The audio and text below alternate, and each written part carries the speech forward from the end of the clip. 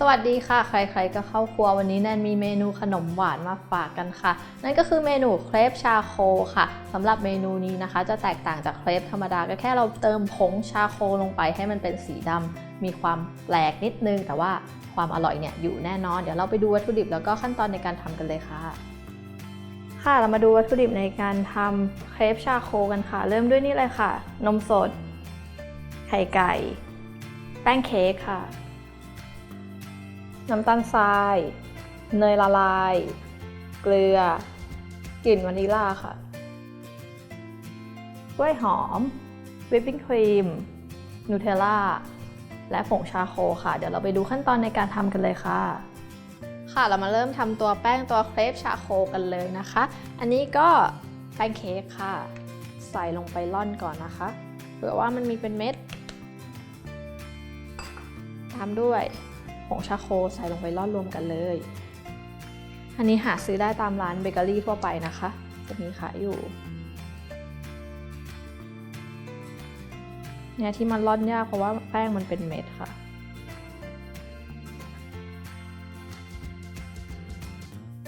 นะมีเป็นเม็ดแบบนี้เอานิ้วกดก็ได้ค่ะหรือว่าจะใช้ช้อนก็ได้ถ้าไม่อยากมือเปิดตามสะดวกได้เลยแล้วก็ใส่ของแห้งที่เหลือนะคะก็จะมีน้ำตาลทรายเกลือค่ะแล้วทีนี้เดี๋ยวเราจะใส่นมจืดอันนี้จะมีพวกผงชาโคลงไปนิดหน่อยนะคะนมจืดแป้งมันก็จะออกดำๆเพราะว่าผงชาโค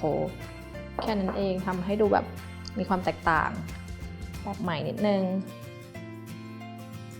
ระวังมันจะติดอยู่ตามก้นของถ้วยนะคะหรือว่าขอบๆนะคะแล้วก็ตามด้วยไข่ไก่ค่ะ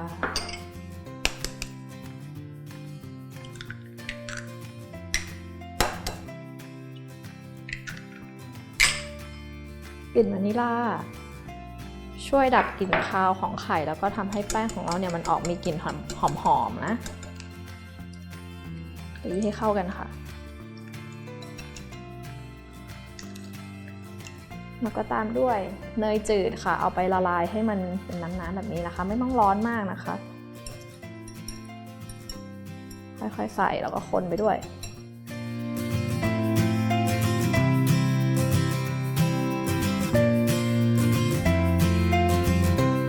นี่นะคะแค่นี้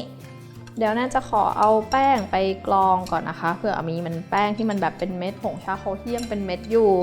กรองแล้วก็พักไว้สักประมาณ1 ชั่วโมงค่ะเดี๋ยวกลับมาดูกันค่ะ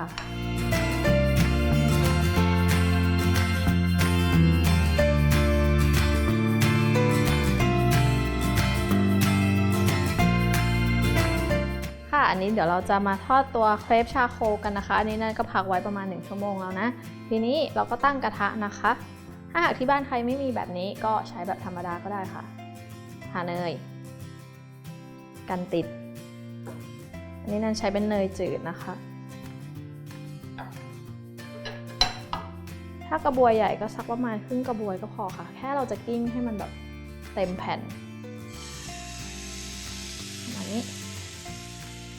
อันนี้ไฟค่อนข้างร้อนไปหน่อยนะคะใช้แบบไฟอ่อนๆก็พอนี่นะคะเดี๋ยวเราจะรอให้แป้งมันสุกจะกลับด้านหรือไม่กลับด้านก็ได้ถ้าไม่กลับด้านอย่างเงี้ยก็รอให้มันสุกแบบแห้งให้หมดเลยแต่ถ้าจะกลับด้านก็ดูว่ามันสามารถกลับได้แล้วค่อยพลิกมันเนี่ยเห็นปะแป้งมันเริ่มขึ้นเป็นฟองแล้วก็หน้าก็เริ่มแห้งแล้วมันก็จะออกสีดำๆชาโคนะคะกระทะนั้นค่อนข้างร้อนเนี่ยน่าจะได้แล้วค่ะไม่กลับด้านก็ได้นะคะเพราะว่ายังไงมันก็สุกอยู่แล้วเพราะว่าแป้งมันบางมากแต่ถ้าหากใครอยากจะกลับก็ได้ค่ะตามสะดวกเลย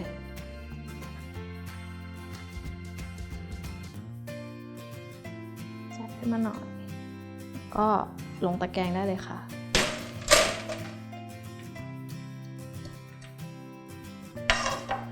แป้งนี่น่าจะหนานะคะก็เลย ยากนี่พักไว้อีกแผ่นนึงนะคะ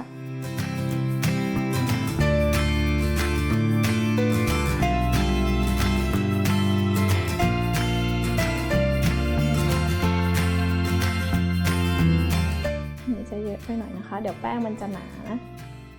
ถ้าหากรู้สึกว่ามันเยอะไปใช่ป่ะเทมคืนก็ได้ค่ะนี่เดี๋ยวตรงนี้เราค่อยไปเล็มตัดออกเอาก็ได้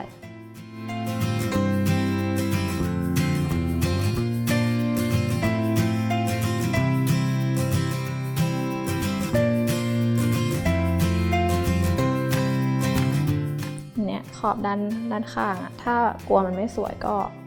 ตัดทิ้งก็ได้ค่ะแค่นี้เองเดี๋ยวรอมันสุกแป๊บนึงนะคะนี่เริ่มมาแล้วเริ่มมีฟองอากาศขึ้น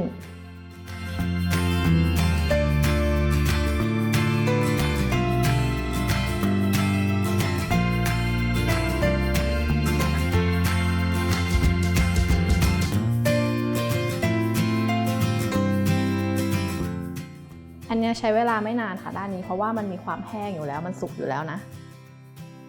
แล้วก็เอาลงตะแกรงเลยแค่นี้เองค่ะเรียบร้อยแล้วเดี๋ยวแนนขอไปทำที่เหลือทั้งหมดก่อนนะคะค่อยกลับมาดูขั้นตอนต่อไปกันค่ะ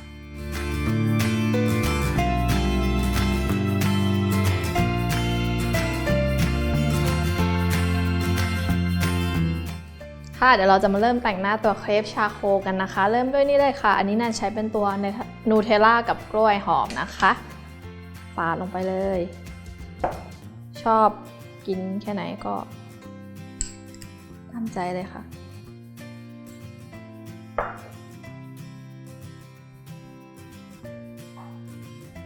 อันนี้เราจะปาดแค่เป็นสามเหลี่ยมนะคะเพราะว่าเดี๋ยวแนนจะพับแค่สามเหลี่ยมไม่ต้องปาดทั่วก็ได้ค่ะ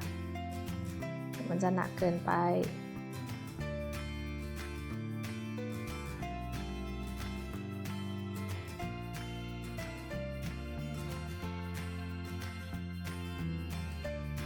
อันนี้จะพับให้เห็นแบบเปิดหน้านะคะแต่ถ้าใครอยากจะม้วนก็ได้นะคะตามสะดวกเลยนี่นะคะแล้วเราก็บีบวิปปิ้งครีมค่ะ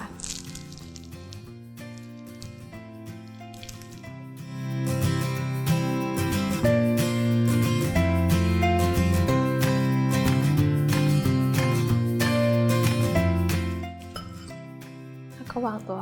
กล้วยหอมค่ะ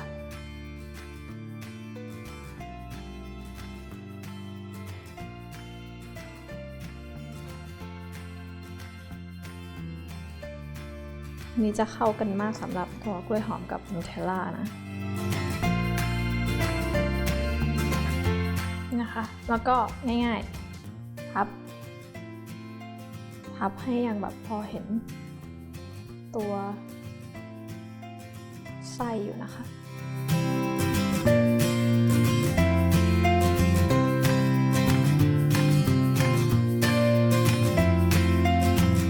ทีนี้เราก็โรยผงโกโก้หน่อยก็ได้ค่ะ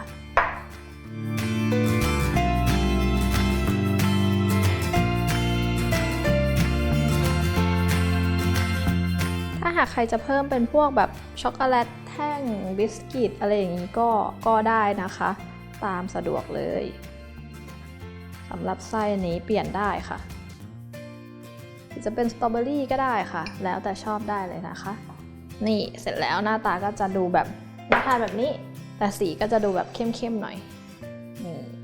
ถ้าหากใครอยากลองทำเมนูนี้นะคะก็สามารถเข้าไปดูที่เว็บไซต์ของเราได้ค่ะที่ foodtravel.tv สำหรับวันนี้นันไปก่อนนะคะสวัสดีค่ะ